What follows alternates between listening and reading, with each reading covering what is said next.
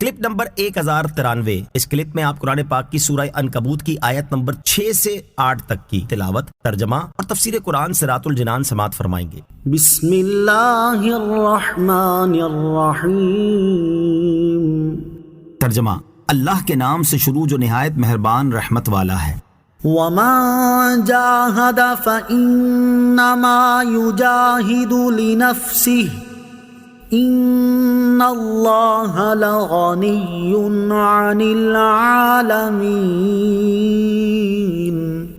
ترجمہ: اور جو کوشش کرے تو اپنے ہی فائدے کے لیے کوشش کرتا ہے، بے شک اللہ سارے جہانوں سے بے پرواہ ہے۔ وَمَن جَاهَدَ فَإِنَّمَا يُجَاهِدُ لِنَفْسِهِ، اور جو کوشش کرے تو اپنے ہی فائدے کے لیے کوشش کرتا ہے۔ ارشاد فرمائے کہ جو شخص اللہ تعالیٰ کے دشمنوں سے جنگ کر کے یا نفس و شیطان کی مخالفت کر کے یا اللہ تعالیٰ کی اطاعت کرنے پر صابر اور قائم رہ کر اس کی رضا حاصل کرنے کی کوشش کرتا ہے تو وہ اپنے ہی فائدے کے لیے کوشش کرتا ہے، کیونکہ اس کا نفع اور ثواب اسے ہی ملے گا۔ بے شک اللہ تعالیٰ انسانوں، جنوں اور فرشتوں کے اعمال اور عبادات سے بے پرواہ ہے، اور اس کا بندوں کو کوئی حکم دینا اور کسی چیز سے منع فرمانا محض ان پر رحمت و کرم فرمانے کے لیے ہے۔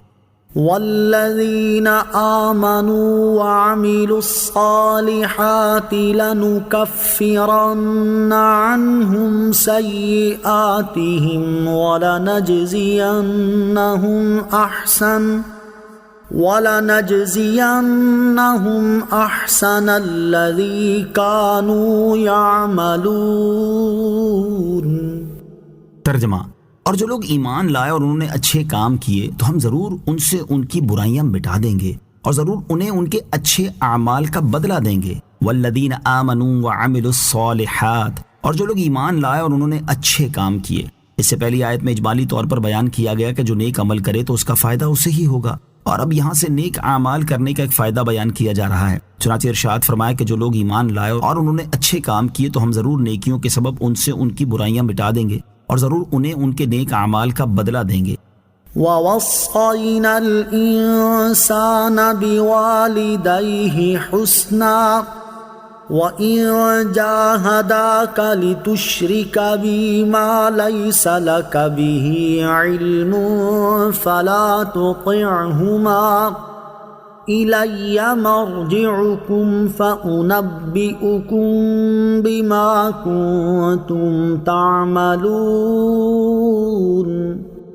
ترجمہ: اور ہم نے ہر انسان کو اپنے ماں باپ کے ساتھ اچھا سلوک کرنے کی تاکید کی، اور اے بندے اگر وہ تجھ سے کوشش کریں کہ تو کسی کو میرا شریک ٹھہرائے جس کا تجھے علم نہیں تو ان کی بات نہ مان، میری ہی طرف تمہارا پھرنا ہے تو میں تمہیں تمہارے اعمال بتا دوں گا۔ وَوَصَّيْنَا الْإِنسَانَ بِوَالِدَيْهِ حُسْنًا، اور ہم نے انسان کو اپنے ماں باپ کے ساتھ اچھا سلوک کرنے کی تاکید کی۔ شان نزول: یہ آیت اور سورہ لقمان کی آیت نمبر 14 اور سورہ احقاف کی آیت نمبر 15 حضرت سعد بن ابی وقاص رضی اللہ تعالیٰ عنہ کے حق میں، اور دوسری روایت کے مطابق حضرت سعد بن مالک زہری رضی اللہ تعالیٰ عنہ کے حق میں نازل ہوئیں۔ حضرت سعد بن ابی وقاص رضی اللہ تعالیٰ عنہ کی ماں حمنہ بنت ابی سفیان بن امیہ بن عبد شمس تھی، اور آپ رضی اللہ تعالیٰ عنہ سابقین اولین صحابہ کرام علیہم رضوان میں سے تھے، اور اپنے والدین کے ساتھ اچھا سلوک کرتے تھے۔ جب آپ رضی اللہ تعالیٰ عنہ نے اسلام قبول کیا تو آپ کی والدہ نے کہا، تو نے یہ کیا نیا کام کیا؟ خدا کی قسم اگر تو اس سے باز نہ آیا تو نہ میں کچھ کھاؤں گی نہ پیوں گی، یہاں تک کہ مر جاؤں، اور یوں ہمیشہ کے لیے تیری بدنامی ہو اور تجھے ماں کا قاتل کہا جائے۔ پھر اس بڑھیا نے فاقہ کیا اور ایک دن رات نہ کھایا نہ پیا اور نہ سائے میں بیٹھی، اس سے کمزور ہو گئی۔ پھر ایک رات دن اور اسی طرح رہی، تب حضرت سعد رضی اللہ تعالیٰ عنہ اس کے پاس آئے اور آپ نے اس سے فرمایا کہ اے ماں، اگر تیری 100 جانیں ہوں اور ایک ایک کر کے سبھی نکل جائیں تو بھی میں اپنا دین چھوڑنے والا نہیں، تو چاہے کھا چاہے مت کھا۔ جب وہ حضرت سعد رضی اللہ تعالیٰ عنہ کی طرف سے مایوس ہو گئی کہ یہ اپنا دین چھوڑنے والے نہیں تو کھانے پینے لگی، اس پر اللہ تعالیٰ نے یہ آیت نازل فرمائی اور حکم دیا کہ والدین کے ساتھ نیک سلوک کیا جائے، اور اگر وہ کفر و شرک کا حکم دیں تو نہ مانا جائے۔ کافر والدین کے حقوق سے متعلق 2 شرعی احکام۔ اس سے معلوم ہوا کہ بندے کو ماں باپ کا مادری پدری حق ضرور ادا کرنا چاہیے اگرچہ وہ کافر ہوں۔ اسی مناسبت سے یہاں کافر والدین کے حقوق سے متعلق 2 شرعی احکام سماعت کیجیے۔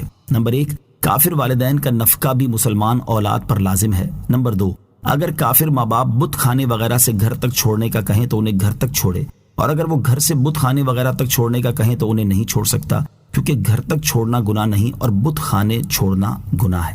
وَإِن جَاهَدَاكَ لِتُشْرِكَ بِي مَا لَيْسَ لَكَ بِهِ عِلْمٌ، اور اگر وہ تجھ سے کوشش کریں کہ تو کسی کو میرا شریک ٹھہرائے جس کا تجھے علم نہیں، اس کا معنی یہ ہے کہ حقیقت میں اللہ تعالیٰ کا کوئی شریک نہیں ہے، اس لیے علم اور تحقیق کی بنا پر تو کوئی بھی کسی کو اللہ تعالیٰ کا شریک مان ہی نہیں سکتا، کیونکہ اس کا شریک ہونا محال ہے۔ اور جہاں تک علم کے بغیر محض کسی کے کہنے سے اللہ تعالیٰ کا شریک ماننے کا معاملہ ہے، تو جس چیز کا علم نہ ہو اسے کسی کے کہنے سے مان لینا تقلید ہے، اور توحید کے قطعی دلائل ہوتے ہوئے محض تقلید سے کسی کو اللہ تعالیٰ کا شریک مان لینا انتہائی مذموم اور قبیح ہے۔ لہٰذا اس میں کسی کی بھی بات نہیں مانی جائے گی، حتیٰ کہ والدین کی بھی اس معاملے میں ہرگز اطاعت نہیں کی